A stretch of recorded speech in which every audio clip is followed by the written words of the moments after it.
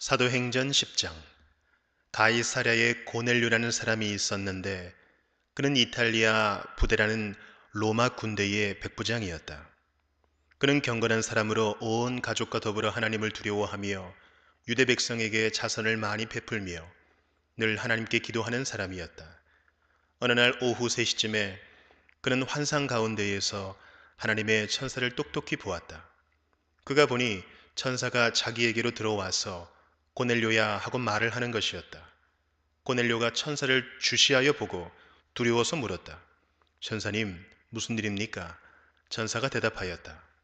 내 기도와 자선 행위가 하나님 앞에 상달되어서 하나님께서 기억하고 계신다. 이제 욥바로 사람을 보내어 베드로라고도 하는 시몬이라는 사람을 데려오너라. 그는 무두장인 시몬의 집에 묵고 있는데 그 집은 바닷가에 있다. 그에게 말하던 천사가 떠났을 때에 고넬료는 하인 2사람과 자기 부하 가운데서 경건한 병사 하나를 불러서 모든 일을 이야기해 주고 그들을 욥바로 보냈다. 이튿날 저들이 길을 가다가 욥바에 가까이 이르렀을 때에 베드로는 기도하려고 지붕으로 올라갔다. 때는 오정쯤이었다. 그는 배가 고파서 무엇을 좀 먹었으면 하는 생각이 들었다. 사람들이 음식을 장만하는 동안에 베드로는 황홀경에 빠져들어갔다.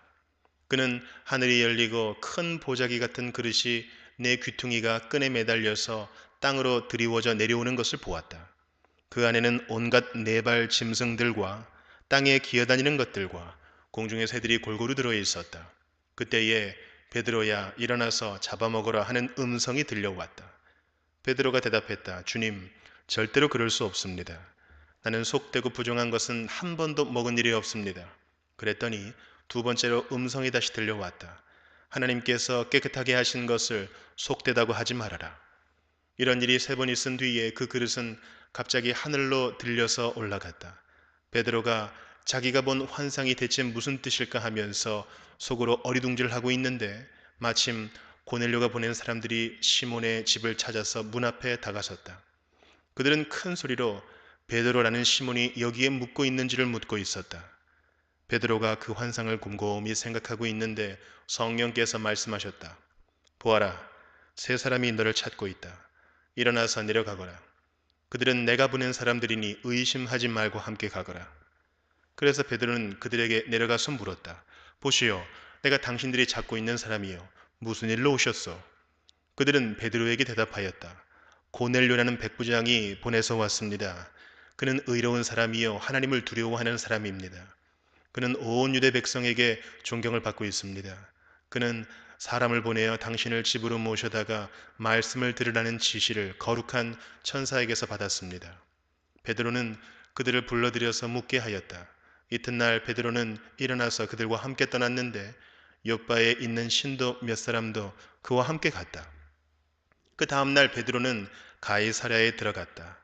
고넬료는 자기 친척들과 가까운 친구들을 불러놓고 그들을 기다리고 있다가 베드로가 들어오니 마중 나와서 그의 발 앞에 엎드려서 절을 하였다. 그러자 베드로는 일어나십시오. 나도 역시 사람입니다. 하고 말하면서 그를 일으켜 세웠다. 그리고 베드로는 고넬료와 말하면서 집 안으로 들어가서 많은 사람이 모여 있는 것을 보고 그들에게 말하였다.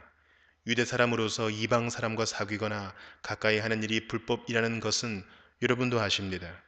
그런데 하나님께서는 나에게 사람을 속되다거나 부정하다거나 하지 말라고 지시하셨습니다.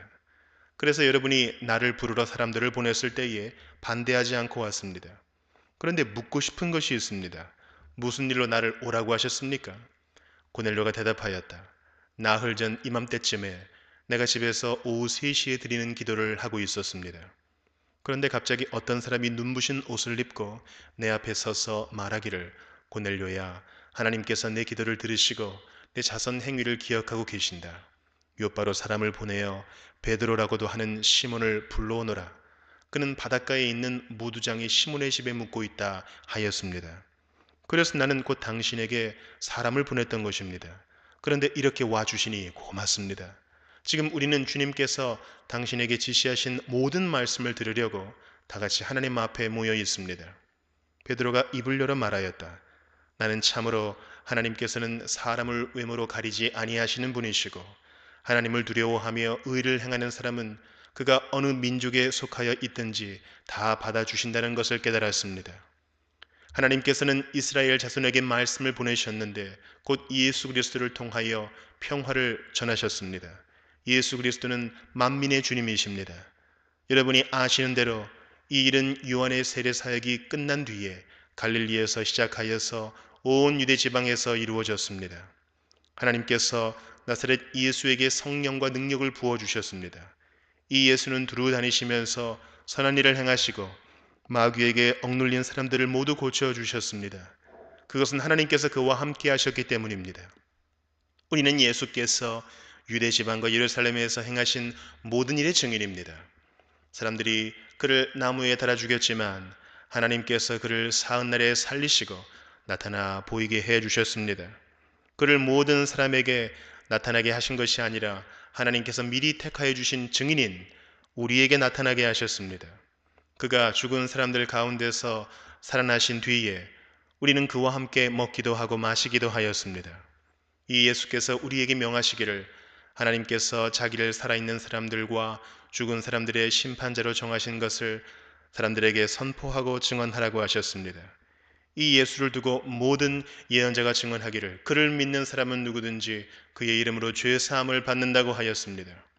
베드로가 이런 말을 하고 있을 때에 그 말을 듣는 모든 사람에게 성령이 내리셨다. 할례를 받은 사람들 가운데서 믿게 된 사람으로서 베드로와 함께 온 사람들은 이방 사람들에게도 성령을 선물로 부어주신 사실에 놀랐다. 그들은 이방 사람들이 방언으로 말하는 것과 하나님을 높이 찬양하는 것을 들었기 때문이다. 그때 베드로가 말하였다. 이 사람들도 우리와 마찬가지로 성령을 받았으니 이들에게 물로 세례를 주는 일을 누가 막을 수 있겠습니까? 그런 다음에 그는 그들에게 명해서 예수 그리스도의 이름으로 세례를 받게 하였다. 그들은 베드로에게 며칠 더 머물기를 청하였다.